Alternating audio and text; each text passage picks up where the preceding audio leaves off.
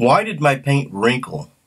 Hey out there YouTubers, Donnie Smith here, and I am back with another Q&A video where I'm answering the questions you have, and I'm answering some of them on these video responses. And I was asked the question, why did my paint wrinkle and how do I fix it? So this person asks, hi Donnie, I have wrinkle on my base coat. Can you tell me why it is happening and how to fix it? And that is a great question because I have had that happen before.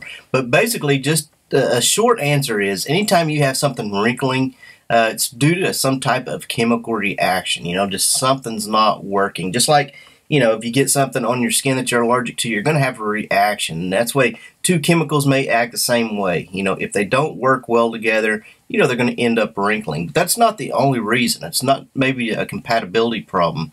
Because I used to have this problem with base coat, between coats, between one coat and another. It was years ago. I used Acme paint, and basically what that is, it's Sherwin-Williams.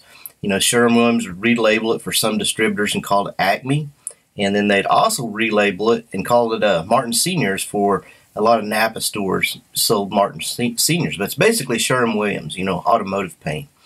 And I like the paint, but that is one of the problems that I have, and I'll tell you why I think it was, because that base coat, and I don't know if it still is, this was years ago when I used it, I haven't used it for years, but it didn't really use a reducer, it used a stabilizer. And I think that stabilizer, I think it had some benefits helping it set up and things like that, but it kind of caused some reactions if you wasn't careful. Anytime you try to rush things, it seems like things go wrong in this business. But this is what would happen to me. I'd put a base coat down, everything looking good, and I'd try to rush it.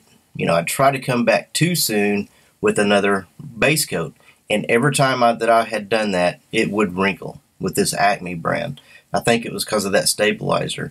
But it would basically attack itself, and just wrinkle, the entire panel. And once it does that, I'm going to be honest with you, it's a mess. It is hard to repair that. You got to take it all off. Now, occasionally, I would have that problem and maybe have just a little edge, that just a little spot that wrinkled, and I just fix that spot. But if the whole panel's doing it, you basically got to take all that off, because that reaction, you see it going up, from the panel, but it's also going down too, and sometimes it attacks some of your coatings underneath it and may soften that up as well.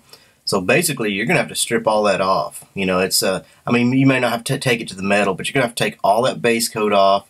And probably part of the, if you use primer sealer, it probably kind of soften, attack that some too.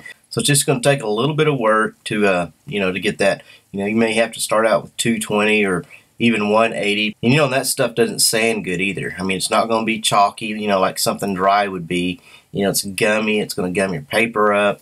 So you're going to have to start out, you might even start out with 180, 220, get all that off of there, and then cut back to your finer, your final grits to your 400, 500, 600 grit or whatever. But the way to eliminate this, in my case anyway, and I think this is probably what the situation you're having, is be sure, put a coat on. Base coat don't need to go on too thick.